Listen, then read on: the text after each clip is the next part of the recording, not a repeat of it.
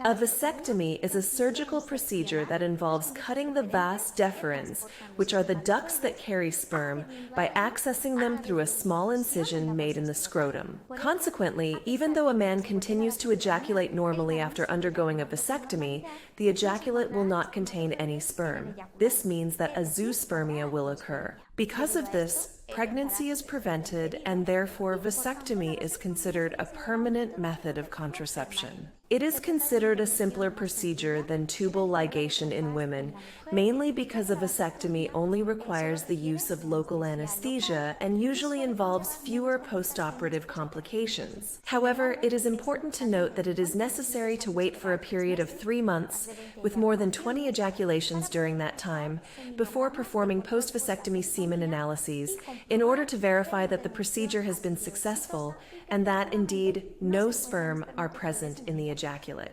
Thus, during this entire period of time, a secondary contraceptive method must be employed until azoospermia is fully verified. Another drawback to consider is that vasectomy does not protect against sexually transmitted diseases. Moreover, there exists a slight possibility of spontaneous reconnection and unintended pregnancy. You can read more in-depth and detailed information about vasectomy in the article that I've linked in the description. In this case, there is also a surgical vasectomy reversal procedure, which is commonly known as a vasovasostomy. Nonetheless, this is a more complex procedure compared to vasectomy. In some instances, vasovasostomy does indeed allow for the recovery of sperm in the ejaculate, and therefore makes it possible to restore fertility. However, this technique does not always work.